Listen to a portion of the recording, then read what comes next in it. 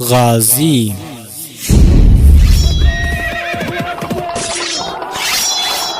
تاریخ اتلان سرخندون کی غازیان یولسمه ورستی برخه دیوی بالون کی غازیان د اندلس سند او خراسان په ډګر کې جنگیدونکي غازیان عبدالله او نعیم د اسلام ننګیالي عبدالله او نعیم د اسلام ننګیالي. الحمد لله رب العالمين والصلاة والسلام على أشرف الأنبياء والمرسلين وعلى آله وأصحابه أجمعين. أما بعد، السلام علیکم ورحمت الله وبرکاته. د اسلام رڼا رادیو درنو او قدرمن اوریدونکو، الله جل جلاله دې وکړي چې تاسو روغ جوړ او د صحت او عافیت جامې پر تن ولرئ. قدرمن اوریدونکو، دا د غازی د داستان سره زه الخادم سردار محمد ستاسو په درانه حضور کې حاضر سوی یم. هیله مند یم چې د خپرونې تر اخیری شیبو پورې راسره مل اوسئ. اتلان سرخندون کی غازیان د اسلام د دیوی بالون کی غازیان د اسلام د دیوی. قدرمن اوریدونکو، لکه څرنګه چې د غازی د داستان په 13 برخه کې موږ دغه ځای بیانوي چې په عوامو کې د سلیمان پر خلاف د حقارت جذبه راپورته کېدله. هغه په خپله هم په خپله کمزوري پوهېدی.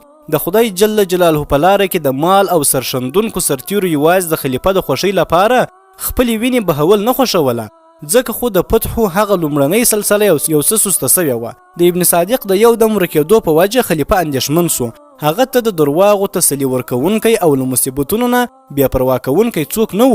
د محمد بن قاسم غوندې بې ګناهانو قاتل د هغه په ضمیر د ملامتۍ بوج اچولی و. هغه د ابن صادق د موندلو هر ممکن کوشش وکړ. جاسوسان یې وزغلوله، انعامونه یې وټاکله، خو د هغه هیڅ درک یې معلوم نه کړی سو. نو اوس به راسو قدرمنو اورېدونکو پاتې حالات به وګورو. زموږ داستان به جاري وي، خو تر یوه نوي عنوان لاندې چې هغه عنوان دی جزا او سزا. عبدالله ته معلومه وه چې خلیفه به د ابن صادق د موندلو لپاره هر ممکن زیار وباسي او د هغه ژوندي ساتل خطرناک دي. خو هغه د داسې ذلیل انسان په وینو د لاسونو رنګول د یوه میړني انسان له شانه سره ښه نه بلله. کله چې د قسطنطنیې په مزله قونیې ته ورسېدله، نو د دغه ښار د حاکم نه د خپل قیمتي سامان د ساتنې لپاره یو کوټه وغوښتله. هغه عبدالله ته یو پخوانی او زوړ کور ورکړ. عبدالله بیا ابن صادق د همدغه کور په یوه سمڅه کې بندي کړ. برمک او زیاد یې د هغه د ساتنې لپاره وګمارله او په خپله له پوځه سره د قسطنطنیې لارې ونیوله. زیاد ته خپل ژوند تر پخوا زیات په زړه پورې و. پخوا دی یوازې یو غلام و، خو اوس د یوه تن د مرګ او ژوند اختیار هم ورسره و. ده به چې کله وغوښتله له ابن صادق سره به یې سات تېروی. داسې یې ګڼله چې ابن صادق د دی یوه نانځکه ده. له دې نانځکې سره دی په لوبو نه مړېدی. هغه د ده په بېمزې ژوند کې لومړني او وروستني خوښي وه. د ده له هغه نه کرکه وه که یې ورسره مینه وه. خو هره ورځ به یې پر مخ په څپېړه واهه، څو واره به یې پر مخ ورتوکله، ژره به یې زنځنډله. برمک به چې حاضر و هغه ته یې د دې اجازه نه ورکوله. خو کله به چې هغه د ډوډۍ او څه نور ضروري کار لپاره بهر بازار ته ولاړی، زیاد به بیا خپل زړه خوشحاله کاوه. د عبدالله د امر سره سمې ابن صادق ته ښه ډوډۍ ورکوله. عبدالله دا حکم هم کړی و چې ابن صادق ازاروي مه، خو زیاد دغه حکم منل ډیر ضروري نه بلله. که څه هم زیاد په عربي ژبه لږ پوهېدی، خو له ابن صادق سره به په خپله مورنۍ ژبه ګډېدی. ابن صادق په پیل کې له ستونزو سره مخ و، خو په څو میاشتو کې ورو د زیاد په خبرو پوهېدی. یوه ورځ برمک له بازار نه د څه شیانو راوړلو لپاره ولاړی. زیاد له کړکۍ نه بهر ته کتله چې خپل یو هم نسله تورپوسته یې په خره سپور له ښاره د بهر وتلو په حال کې ولیدی. د دیو ته ورته لوی حبشي له بوج نه د خره ملا کږه سوې وه. خر لږ ولاړی او بیا سملاست حبشي په مترکو ووهی او خر له مجبورۍ بیا پاڅېدی او حبشي هم پر سپور سو. خو لږ ولاړی او بیا سملاست حبشي بیا په مترکه ووهه. زیاد ناڅاپه په کړس کړس وخندله او له بلې کوټې نه یې مترکه راوړه. لاندې سمڅې ته ورکښته سو. د ابن صادق کوټه یې خلاصه کړله او دننه ورغی. ابن صادق چې زیاد ولید، په طبیعي ډول یې د مترکو هرکلی او د ژیرې څنډلو ته چمتو سو. خو زیاد د معمول پر خلاف لږ ځنډ چوپ ولاړ و. بالاخره ټیټ سو، دواړه لاس یې پر ځمکه کښېښودله او د یو څلور بل په څېر 2-3 ګزه ولاړ او بیا ابن صادق ته وویل راسه.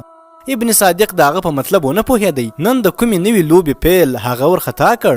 هغه دومره وویرېدی چې په تندي خولې راغلې. زیاد بیا وویل راسه پر ما سپور سه. ابن صادق دومره پوهېدی چې په پټو سترګو د هر روا او ناروا غوښتنه باید ومني او په همدې کې خیر دی، او که سرغړونه کوي نو دته باید د سزا زغمل له زغم نه وتلی وي. ځکه په منډه ورغی د زیاد په شا سپور سو. زیاد د سمسې په کوټه کې 2-3 چکر راووهله او ابن صادق یې کوز کړ. هغه د زیاد خوشحالولو لپاره په چاپلوسي ورته وویل ته ډېر مضبوطه یې.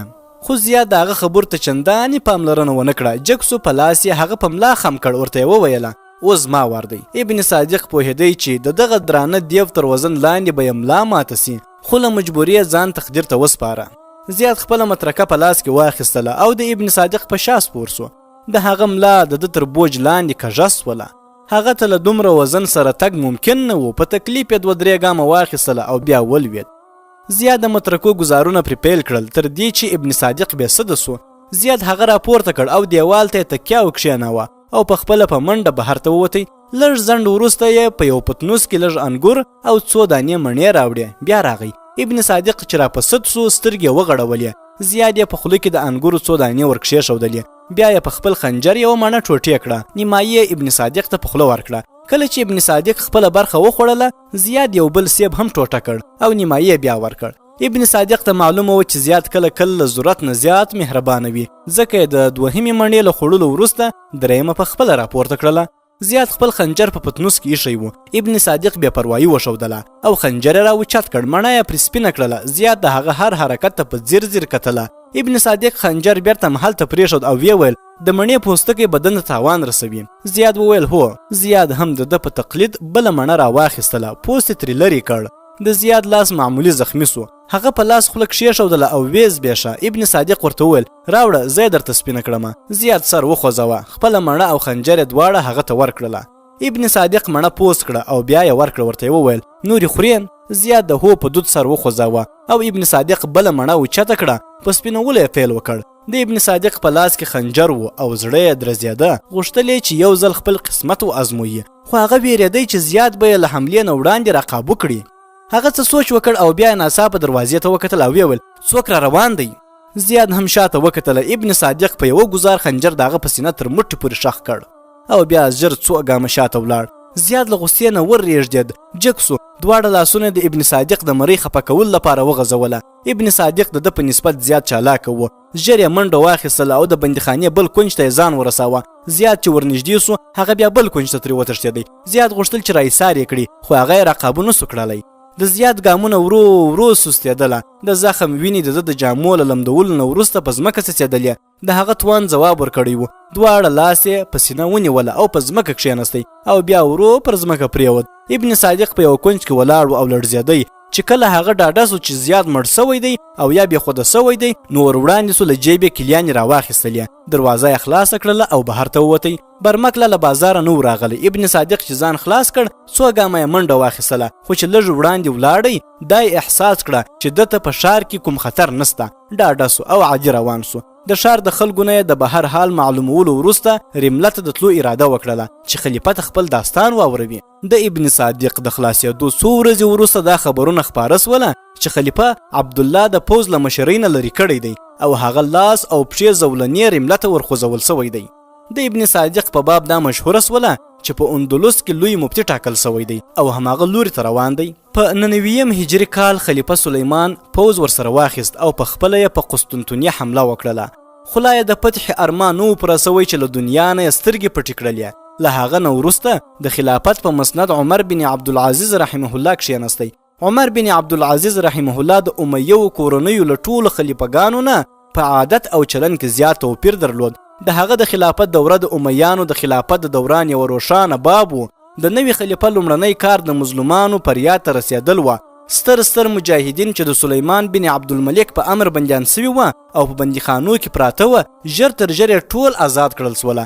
ظالم حاکمان یې ټول لرې کړله او د هغوی پر ځای عادل او د زړهسوي خاوندان واستوله. عبدالله چې تر دې وخته د رمله په بندیخانه کې پروت و آزاد او بغداد یې ور وغوښتی. عبدالله د خلافت دربار ته حاضر سو او د خپل خلاصون شکریا یې ادا کړه.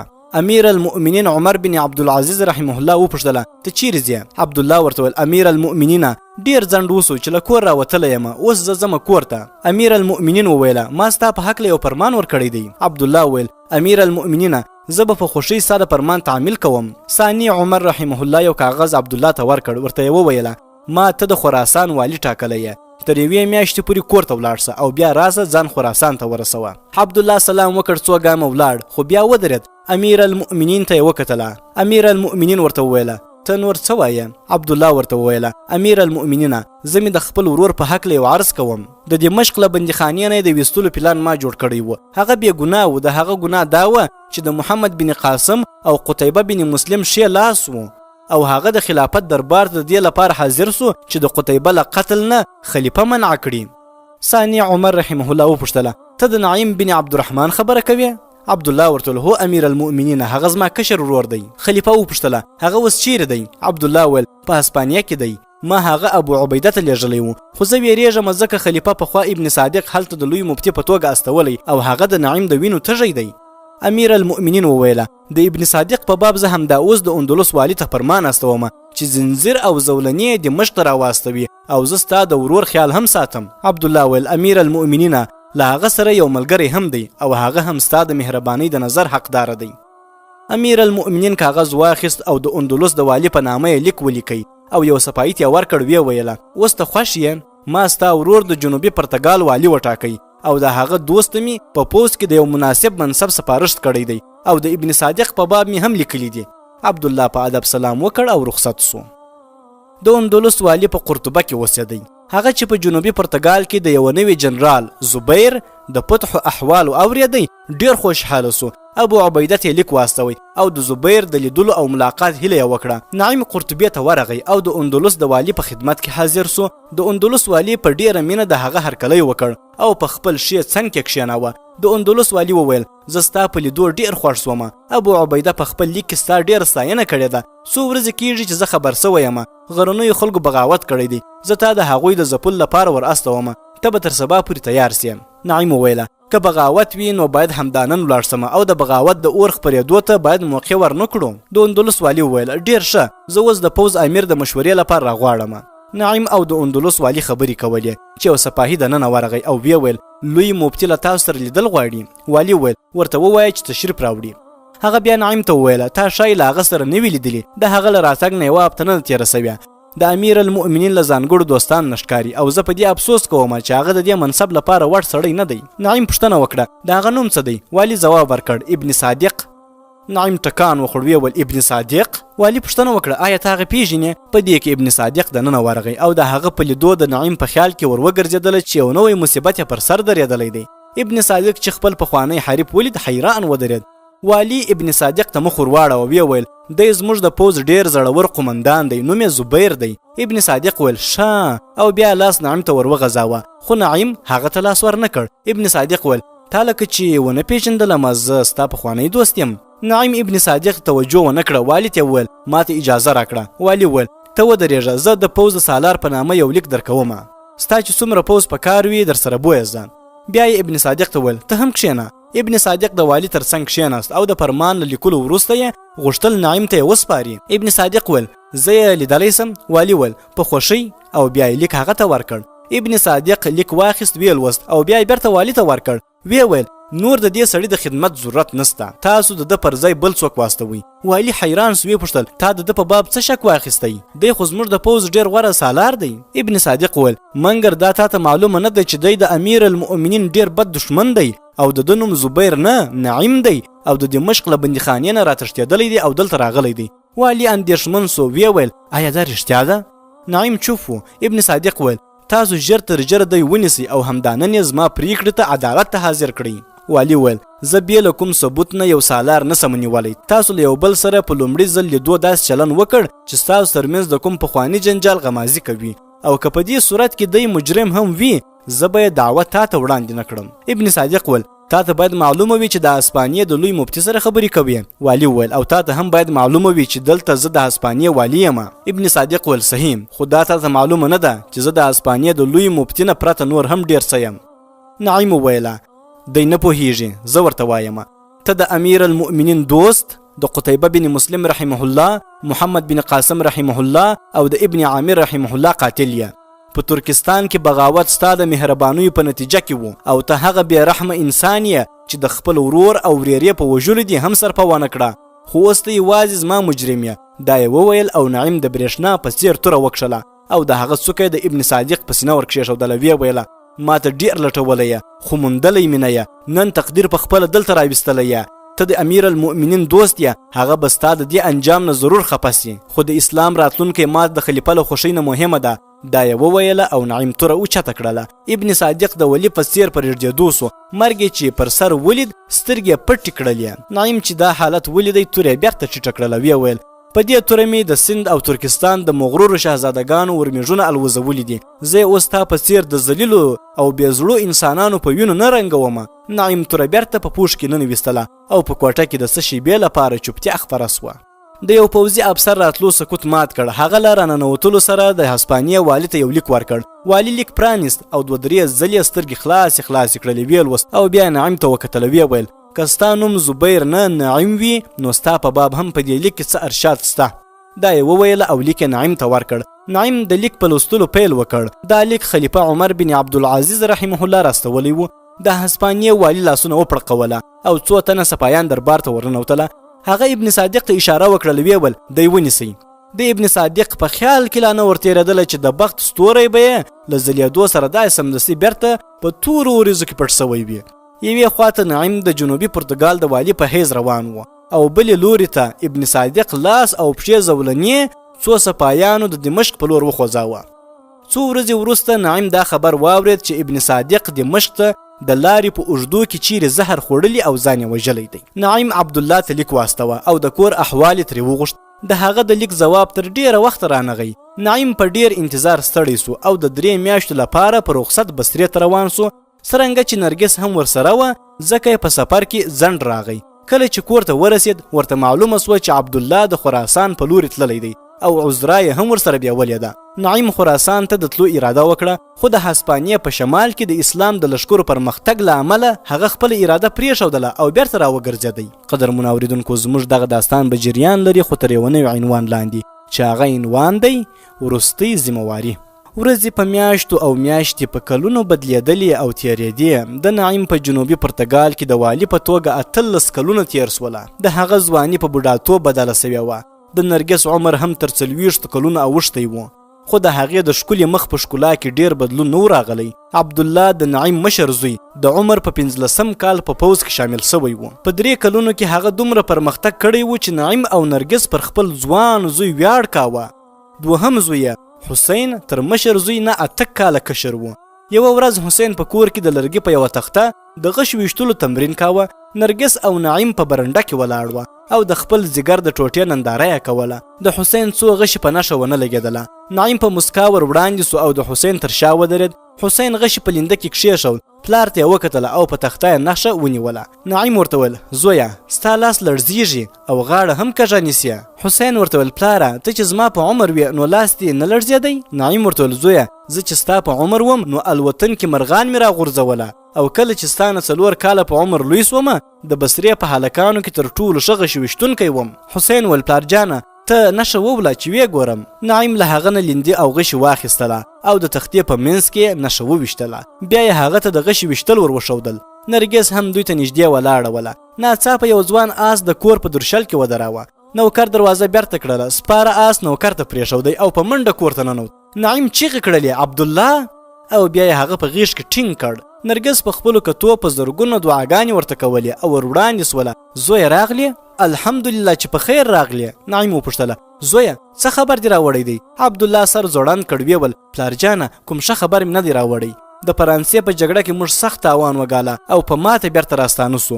موږ د سرحدي سیمو له نیولو نه وروسته د نور پرمختګ تیاری کاوه چې د فرانسې له 1 لک لښکره سره مخ سو. زموږ لښکر تر 18,000 تنو زیات نه و. زموږ سالار عقبه له قرطبیې نه مرسته وغوښتله خو له هغه ځایه خبر راغی چې په مراکش کې بغاوت سوی دی ځکه خو د فرانسې خواته زیات پوځونه نسو استولی. موږ له مجبورۍ نه د فرانسې د باچا سره په جګړه کې کښېوتلو او زموږ د پوځ تر نیمایي زیات سپایان شهیدان سوله.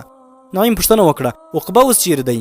د نعیم زوی عبدالله ورته وویله هغه قرطبې ته رسېدلی دی او په نږدې وختو کې د مراکش په لوري خوځېږي. د بغاوت د اور لمبې له مراکش نه تر تونس پورې غځېدلې دي.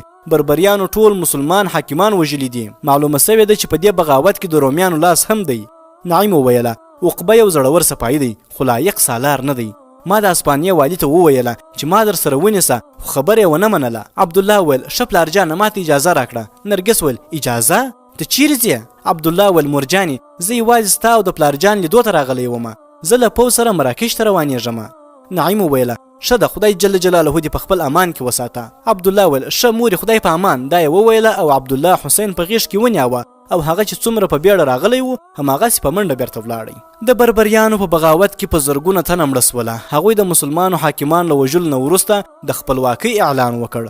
عقبه د مراکش په څنډو پلی سو او په 123 هجري کال کې له شام نه څه لښکر له هغه سره مرستې ته ورسېدله. په مراکش کې یو درنه جګړه ونښتله. د نیم بربنډو بربریانو لښکر له څلورو خواو د سیلاب په شان راښکاره سو. د اندلس او شام لښکرو یې په میړانه مقابله وکړه خو د حریف د بېشمېره پوځ په وړاندې هیڅ ونه کړی سوه. عقبه په دې جګړه کې شهید سو او په مسلمانانو کې ګډوډي راغله. بربریانو هغوی یو یو راونیوی او ویې وژئ. د نعیم زوی عبدالله د دشمن لیکې وڅیرلې او ډیر وړاندې تیر سو. هغه زخمی سو. له آس نه د لوېدو په حال کې و چې یو عربي جنرال یې تر ملا لاس ورتاو کړ او په خپل آس یې ورسره واخیست. د جګړې له ډګر نه لرې یو خوندي ځای ته ورساوه. د اندلس او شام د لښکرو نږدې له 4 برخو نه 3 برخې شهیدان سوي وه. نور پاتې په یوه لوري کې راټول سوي وه. بربریان چې دوی د شاتګ په حالت کې ولیدله تر 2 میلو یې په شا پسې ورغلله. ماته خوړلی پوځ الجزایر ته ورسېدی او آرام سو. د اسپانیې والي ته چې د دې ماتې خبر ورغی د اسپانیې له ټولو ولایتونو نه یې د نوي لښکر راټولولو هڅه وکړله او د دغه نوي لښکر د مشرتابه لپاره نعیم وټاکه. نعیم د خپل زوی د لیک په واسطه د هغه د ټپي کېدو او د یو عربي جنرال لخوا د ژغورنې احوال ورغلی و. په 125 هجري کال کې چې بربریانو په شمالي افریقا کې د ظلم بازار تود کړی و ناڅاپه نعیم له 10,000 تنو سره د مراکش پر ساحل پلی سو. بربریان د هغه له راتګ نه ناخبره وه. هغوی ته یو پر بل پسې ماتې ورکولې او د ختیځ په لور پر مخ روان وه. هلته له الجزایر نه ماته خوړلي پوځ بیرته پرمختګ پیل کړ او بربریان یې دواړو خواو ته وځپله. په یوه میاشت کې د مراکش د بغاوت اور سوړ سوی و خو د افریقا په شمال ختیځ کې لا ځای دغه فتنه پاتې وه. بهرنیان او بربریان تونس ته ټول سوله او هغه هیواد یې د خپلو عملیاتو مرکز وټاکه. نعیم د مراکش د نظم او ادارې سنبالول پیل کړل ځکه یې پرمختګ ونه کړی سو. نعیم د پوځ وتلي جنرالان خپلې خیمې ته ورټول کړله او یو احساساتي وینا یې وکړله. ویې ویله پر تونس د حملې لپاره یو سرښندوی سالار ته اړتیا ده. په تاسو کې څوک دی چې دا ذمواري واخلي؟ نعیم خپله خبره نه و پوره کړې چې 3 جنرالان ودرېدله. یو په هغو کې د ده پخوانی دوست یوسف و. همهغه یوسف چې دی یې د زندان څخه خلاص کړي. دوهم د ده ځوان زوی عبدالله و. د دریم ځوان بڼه عبدالله ته ورته وه خو نعیم هغه نه پیژنده. نعیم ترې وپوښتله نوم دې څه شی دی؟ ځوان ځواب ورکړ زما نوم نعیم دی. نعیم وویله نعیم بن. ځوان ځواب ورکړ نعیم بن عبدالله. نعیم وپوښتله عبدالله بن عبدالرحمن؟ ځوان جنرال وویله هوکې. نعیم ور وړاندې سو. هغه یې په غېږ کې ونیوی او ورته یې وویله ته ما پیژنې؟ جنرال وویل هوکې ته زموږ سالار یې. نعیم ځوان ته په مینه وکتل. ویې ویل زه له دې پرته نور هم ستا یو څه کېږم. زه ستا اکا یم. او بیا خپل زوی ته وکتل عبدالله دا ستا ورور دی. عبدالله ویل پلارجانه همده د مراکش په جګړې کې زما ژوند وژغورئ. نعیم پوښتنه وکړه ورورجان مې څنګه دی؟ د عبدالله زوی نعیم ورته وویله د هغه د شهادت نه 2 کاله تیر سوله. هغه یو بهرني وواژه. د نعیم په زړه ګوزار وسو. لږ ځنډ چوپ و. بیا لاسونه اوچت کړله. د هغه د بخښنې دعا یې وکړله او ویې پوښتله ستا مور څنګه ده؟ نعیم ورته وویل هغه ښه ده. بیا یې پوښتنه ځینې وکړه ستا ورونه څو دي؟ نعیم وویله یو ورور او یوه کشرۍ خور مې ده. نعیم نور منصبداران رخصت کړله. د هغوی له تګ نه وروسته یې خپله توره خلاصه کړله او د نعیم بن عبدالله په ملا یې ور وتړله. ویې ویل ته د دې امانت حقداره یې او ته دلته پاتې سه. زه په خپله تونس ته ځم. نعیم ورته ویل کاکا جانه ته ما ولې ناسته وې؟ کاکا نعیم یې ورته وویله زویه ته ځوان یې دنیا تا ته اړتیا لري. له نن نه وروسته ته د دې پوځونو مشر یې. او بیا خپل زوی ته وویل عبدالله دا ستا مشر ورور دی د ده امر به د زړه له کومې منې؟ نعیم بن عبدالله وویل کاکا جانه زه تا ته څه ویل غواړم. نعیم ورته وویل ووایه بچیه. هغه وویل ته کور ته نه ځې؟ نعیم وویل زویه د تونس له عملیاتو وروسته به خامخا ځم. وراره یو ځل بیا ورته وویل کاکا جانه ته خامخا ولاړ سه. مورجانې ته ډېر یادولې. زما کشر ورور او خور هم تا ډېر یادوي. نعیم ورته ویل هغوی ته معلومه ده چې زه ژوندی یم؟ نعیم بن عبدالله وویل د مورجانې باور و چې ته ژوندی یې. هغوی ما په تاکید کړي و چې د مراکش له عملیاتو نه وروسته اسپانیې ته ورسمه او ستا لټون وکړم او درته ووایم چې ته له کاکا ناوې سره کور ته ستون سه. نعیم ورته وویله زه به ډېر ژر هلته ځان ورسوم او بیا خپل زوی ته ویل عبدالله ته ژر اندلس ته ولاړ سه، مور دې راوله او کور ته یې ورسوه، زه به د تونس له عملیاتو نه وروسته راسمه، زه به د اندلس والي ته لیک درکړم، هغه به تا د بیړۍ چمتو کړي. په تونس کې د باغیانو په لټون نعیم د اټکل پر خلاف له زیاتو ستونزو سره مخ سو. بربریان به یو ځای مات سول او په بل ځای کې بیا لوټماري پیل کړله. نعیم څو میاشتې له پرله پسې هڅو وروسته په تونس کې د بغاوت په اور وژلو بریالی سو. له تونس نه باغي ډلې په شا سولې او په ختیځ لوري کې خپرې سولې.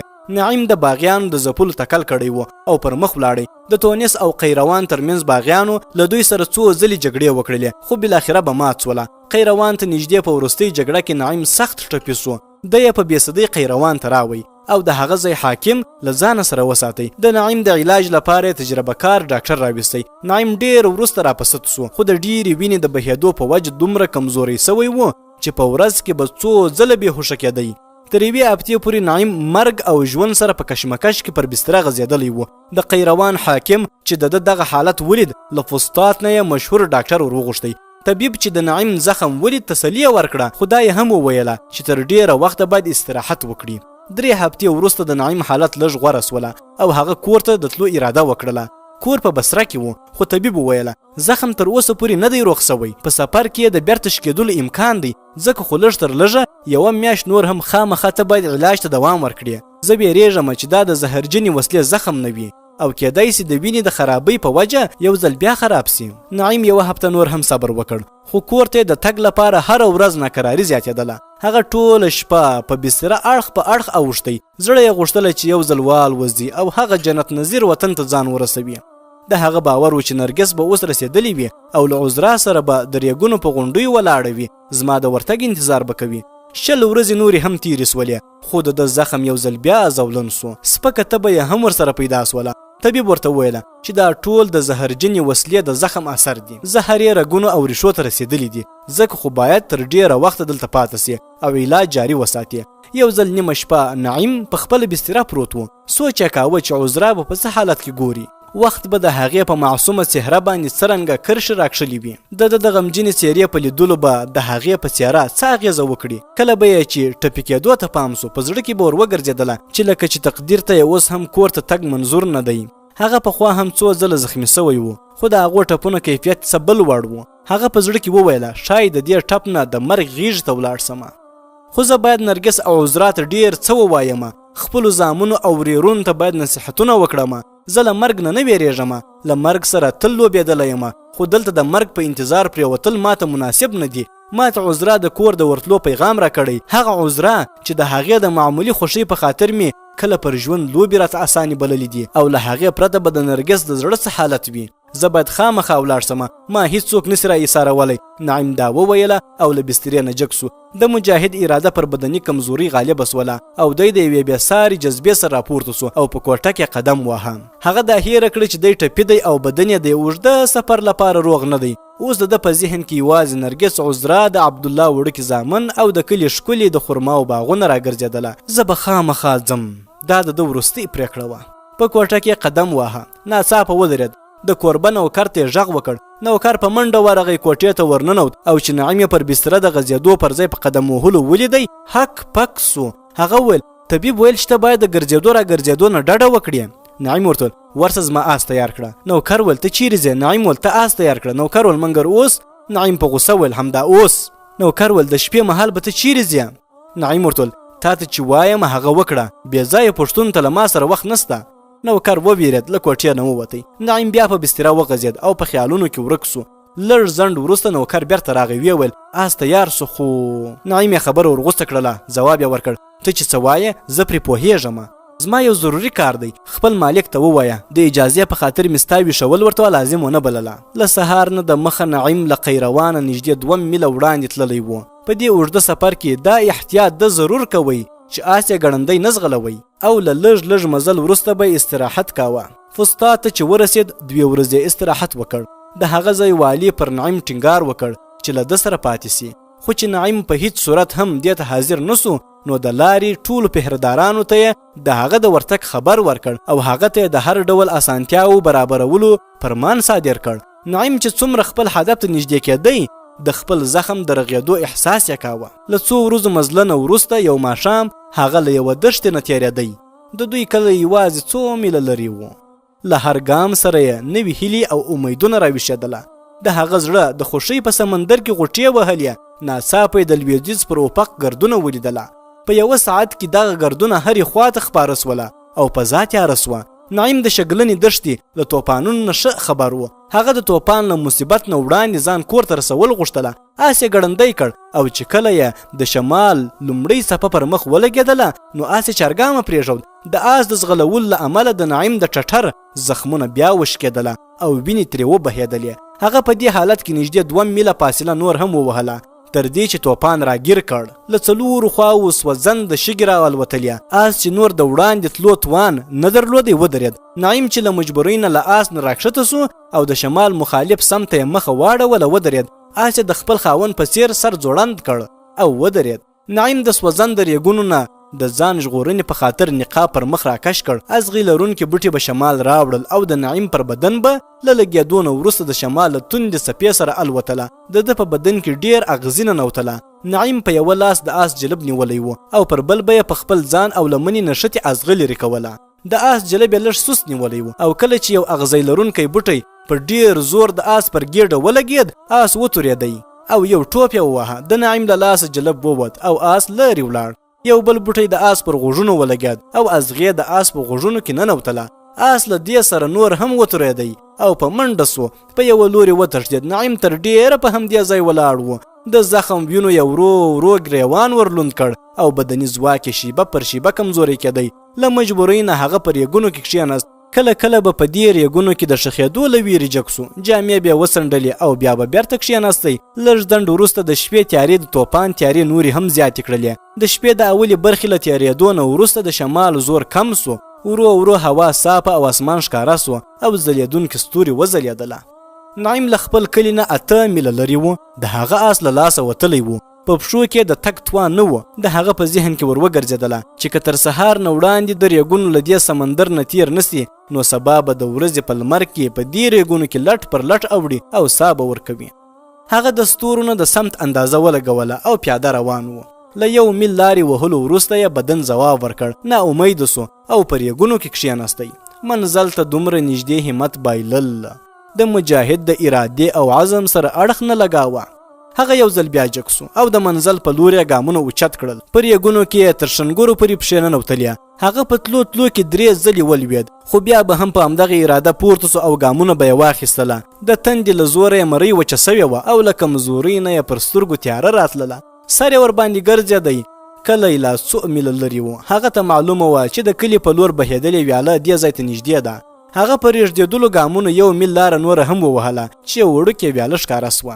د ویالې اوبه د توپان د ګردونو او دوړو له امله خړې سوي بیا او پر مخ یې د وښو او بوټو خڅلې او پاڼې بهېدلې. نعیم پر همدې اوبو خوله ورکښېښودله او تر مړښته یې اوبه وڅښلې. تر لږ ځنډه د ویالې پر غاړه پرېوت. په زړه کې لږ سیک را پیدا سو او جګ سو. بیا روان سو. له ویالې نه پورې ووت. د کلي د خرماو باغونه یې ولیدله. د نعیم له بدن نه د ستومانۍ او کمزوري احساس لرې سو او له هر ګامه سره ګړندی کېدی. څو شېبې وروسته د ریګونو د هغه غونډۍ تر څنګ تېرېدی چې ده او عذرا په ماشومتوب کې لوبې پکې کولې او د ریګونو وړوکي وړوکي کورونه به یې جوړوله. له هغه نه وروسته دی د خرماو د دنګو دنګو ونو په منځ کې د خپل کور په لوري وړاندې ولاړ. چې کور ته ورسېدی له دروازې سره لږ ځنډ ودرېدی. زړه یې په سینه کې درزېدی. بالاخره یې جرأت وکړ دروازه یې وټکوله. د کور خلکو یو بل سره ویښ کړله. یوه ځوان نجلۍ راغله. دروازه یې خلاصه کړله. نعیم ځوان نجلۍ ته په حیرانۍ وکتله. د هغې څېره کټ مټ د عذرا په شان وه. نجلۍ چې هغه ولید بې له دې چې څه ووایي چوپه بیرته ستنه سوله. لږ ځنډ وروسته د ده زوی عبدالله او نرګس د نعیم هرکلي ته راووتله. عذرا په عبدالله او نرګس پسې شرمېدلې ورو ورو راتلله. نعیم د سپوږمۍ په رڼا کې ولیدله چې که څه هم د کائناتو د حسن د ملکې ځواني د زمانې له سرخونو سره تللې وه خو تر اوسه یې په مړاوي څېره د غیر معمولي رعب او وقار نښې پاتې وې. نعیم په دردېدونکې لهجه وویله خورې. د عذرا په سترګو کې اوښکې ډنډې سولې. ویې ویل وروره نرګس ور وړاندې سوله، په ځیر ځیر یې هغه ته وکتله او د نعیم په کمیس یې د وینو خاپونه ولیدل. ویې ویل ته ټپي یې؟ عذرا په ویرېدلې بڼه وپوښتل ټپي؟ هغه بدني ځواک چې نعیم یې تر دې ځایه را رسولی و ناڅاپه یې ځواب ورکړ. هغه وویل عبدالله زویه ما ته تکیه راکړه. عبدالله هغه ته تکیه ورکړه او دننه یې بوتی. سهار مهال نعیم په بستره غځېدلی و. نرګس، عذرا، عبدالله، د نعیم زوی حسین، د عذرا کشر زوی خالد او د عذرا لور امینه د هغه په شاوخوا راتاو سوي وه. نعیم سترګې وغړولې، پر ټولو یې نظر واچاوه او په اشاره یې خالد او امینه ور وغوښتله او تر څنګ یې کښېنوله. نعیم وویله زویه ستا نوم څه دی؟ هلک ورته ویله کاکا جانه خالد. نعیم نجلۍ ته وکتل او یې پوښتل او ستا؟ هغې ځواب ورکړ امینه. د خالد عمر د 19 کالو په شاوخوا کې معلومېدی او امینه د بڼې او قد نه د 14 یا 15 کلونو په عمر کې وه. نعیم خالد ته وکتل او یې ویل زویه ما ته قرآن واوروه. خالد خپل په خواږه آواز د سورة الیاسین تلاوت پیل کړ. دوهمه ورځ شکېدلي زخم نور هم نعیم ته تکلیف ورکړ او د نعیم سخته تبه سوله. د سینې له زخم نه یې وینې جاري وه. د وینې د کمۍ په وجه بېخودي پرې راغله. تر یوې هفتې پورې همدغه حالت و. عبدالله له بصرې نه یو طبیب راویستی. هغه یې پر زخمونو پټۍ وتړلې او بیرته ولاړ، خو هغه ته هیڅ ګټه ونه کړه. یوه ورځ نعیم له خالد نه پوښتنه وکړه بچیه ته تر اوسه پورې جهاد ته نه یې تللی؟ خالد ځواب ورکړ کاکا جانه زه په رخصتۍ راغلی یم او چې بیرته روانېدلم. نعیم وویل ته چې تلې نو ولې بیرته راستون سوې؟ خالد وویل کاکا جانه تا په دې حالت پرېږدم او نعیم وویل زویه د جهاد په خاطر به سړی له خپلو ټولو ګرانو شیانو نه لرېوالی قبلوي. ته زما فکر مه کوه، خپل فرض تر سره کړه. تا ته د مور دا درس نه درښودلی چې جهاد د یو مسلمان تر ټولو ستره دنده ده؟ خالد وویل کاکا جانه مورجانه له وړوکتوبه همدغه درس راکوي. زه یوازې څو ورځې ستا د خدمت په خاطر ایثار سوی یم. زه بیرېدم چې که تا په دې حالت کې یوازې پرېږدم نو خفه به سې. نعیم وویله زما خوښي په هغه څه کې ده چې زما پروردګار پرې خوښیږي. ورسه عبدالله را وغواړه. خالد له بلې کوټې نه عبدالله راویستی. نعیم ترې وپوښتله زویه ستا رخصت تر اوسه نه دی پوره سوی؟ عبدالله ویل پلار جانه زما رخصت 15 ورځې کېږي چې پوره سوی دی. نعیم ویل نو ته ولې نه یې تللی بچیه؟ عبدالله ویل پلار جانه زه ستا د امر په انتظار وم. نعیم ویل د خدای جل جلاله او د خدای جل جلاله د رسول صلی الله علیه وسلم د حکم نه وروسته تا ته د بل چا د امر او حکم ضرورت نسته. زویه ورځه. عبدالله ویل پلار جانه ستا طبیعت څنګه دی؟ نعیم ویل زه ښه یم زویه. نعیم د خپلې څېرې د تازه ښودلو هڅه وکړه، زیات یې کړله ولاړ سه. عبدالله ویل پلار جانه موږ تیار یو. خالد او عبدالله پر آسونو زینونه ایښودله. د دواړو میندې نږدې ورته ولاړې ولې. نعیم د خپل زوی او وراره د رخصتولو لپاره د خپلې کوټې د دروازې خلاصې پرېښودلو حکم وکړ. هغه په بستره پروت و او بهر یې انګړ ته کتله. امینې لومړی د ورور خالد او بیا په شرمېدلې بڼه د عبدالله تر ملا تورې وتړلې. نعیم جګ سو، له کوټې نه یې د وتلو هڅه وکړه، خو د 3-4 ګامو اخیستلو نه یې سر ورباندې وڅرخېد او وغورځېد. عبدالله او خالد د هغه د راپورته کولو لپاره منډه ور واخیستله، خو د دوی نه وړاندې نعیم بیا راپورته سوله او ویې ویله زه ښه یم اوبه راکړئ. امینې د اوبو پیاله راوړه ور یې کړله. نعیم اوبه وڅښلې، انګړ ته راغی، ودرېد، ویې ویل بچانو زه غواړم ستاسو د آسونو ځغلولو ننداره وکړم. تاسو په بیړه سپاره سئ. خالد او عبدالله سپاره سوله او د کور له انګړ نه ووتله. نعیم هم کرا کرا ورپسې ووتی. نرګس وویله ته آرام وکړه، له بسترې نه جګېدل درته ښه نه دي. نعیمه هغې ته تسلي ورکړه، ویې ویل نرګس زه ښه یم غم مه کوه. د خرما له بڼ نه چې ووتله خالد او عبدالله خدای پاماني واخیستله او آسونه یې چارګامه پرېښودله. نعیم د دوی د نندارې لپاره د ریګونو په غونډیو وختی. نرګس او عذرا هغه منع کړ، خو نعیم یې پروا ونه کړه، ځکه خو دوی هم له نعیم سره پر غونډۍ باندې وختلې. تر څو چې د کم عمره غازیانو ورستی نشي ښکارېدلې، نعیم هم هلته درېدلی و. او کله چې هغوی له سترګو په ناس وله، نعیم په ځمکه کښېنست او بیا سر په سجده ولګاوه. کله چې د نعیم سجده اوږده سوه، نو عذرا وبېرېدله، نږدې ورغله او په وېرېدلي غږ یې وویله وروره. خو چې نعیم د دې پر غږ سر راپورته نه کړ، نو نرګس وبېرېدله او نعیم یې تر مټ ونیوه، ویې ښوراوه. نعیم بیا حرکت ونه کړ، هغې بې اختیاره سر په زنګون کښېښود او چیغې کړلې زما باداره زما باداره. عذرا یې نبض وکت. امینې ته وویل لورې دی بېهوښه دی، ژر که اوبه راوړه. امینه په منډه ولاړه او لږ ځنډ وروسته یې له کوره د اوبو ډکه پیاله راوړله. عذرا د نعیم پر مخ اوبه ور وشیندلې. نعیم را په خود کې سو، سترګې یې وغړولې او په اوبو یې خوله کښېښودله. عذرا ویل حسینه بچی ولاړ سه، له کلي نه یې څو تنه راوله. نعیم وویله نه نه ودرېږئ زه تلی سمه. نعیم غوښتل جګ سي، خو چې هڅه یې وکړه نسو جګېدلی. لاس یې په سینه ونیوه او بیرته پر ځمکه وغځېد. نرګس خپلې اوښکې پاکې کړلې او چیغې کړلې زما آغا زما مالکه. نعیم د نرګس له څېرې نه سترګې پورته کړلې. عذرا، امینې او حسین ته یې وکتله. د هغو ټولو په سترګو کې اوښکې ځلېدلې. هغه په کمزوري اواز وویله حسینه بچیه ستا په سترګو کې چې اوښکې وینمه ډېر خفه کېږمه. د غازیانو زامن په دې ځمکه اوښکې نه وینې تویوي. نرګس ته هم صبر وکړه. عذرا ماته دعا کوه. د ژوند بیړۍ د مرګ د توپان په څپو کې ټالونه خوړله. نعیم د شهادت کلمې له ویلو وروسته شونډې خوځولې او څه یې ویل او بیا یې د تل لپاره سترګې پټې سولې.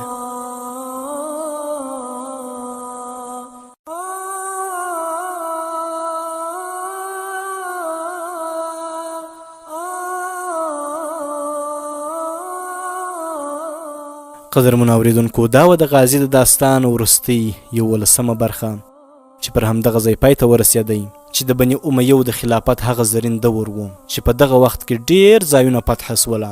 تقریبا نیمه نړۍ د بني امیو د خلافت لاندې وه او د دغسې غازیانو پر مټ باندې فتوحات راغله او دا په زړه پورې تاریخ چې د داستان په بڼه باندې لیکل سوی و د نسیم حجازي لخوا څخه او بیا د محترم زبیر شفقي لخوا ژباړل سوی و ډېر په زړه پورې و.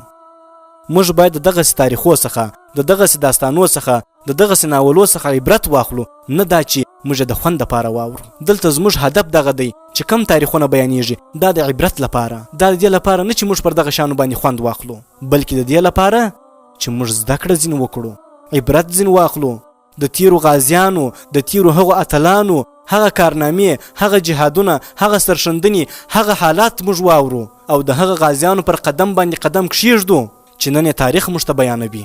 نورې تبصرې ته ضرورت نه وینمه، ځکه د غازي د داستان دغه تاریخ هر ځای د عبرت او درس څخه ډک دی. نو راځمه د کتاب د لیکوال او ژباړن یادونه کومه. لیکوال نسیم حجازي او ژباړن محمد زبیر شفقي دی او ما الخادم سردار محمد تاسو ته په غږیزه بڼه وړاندې کړ او دغه داستان مو د 2024 میلادي کال د سپټمبر د میاشتې په 26 تاریخ باندې پای ته ورسوي. الله تعالی دې موږ ته دغه توان او توفیق راکړي چې پر دغه تاریخو باندې هغه مثبت اړخو باندې عمل وکړو او د منفي اړخو څخه ځان وژغورو. نور مو پر رب جل جلاله سپارمه او ما الخادم سردار محمد په دعاګانو کې یاد وساتئ. وما علينا إلا البلاغ المبين. د تاریخ اتلان سرخندون کی غازیان د اسلام د ډیوې بالون کی غازیان د اسلام د ډیوې بالون کی غازیان عبدالله او نعیم د اسلام ننګالي عبدالله او نعیم د اسلام ننګالي د دښمن د صفو ماتون کی غازیان د اسلام د ډیوې بالون کی غازیان د تاریخ اتلان سرخندون کی غازیان د اسلام د ډیوې بالون کی غازیان د اسلام د ډیوې بالون کی غازیان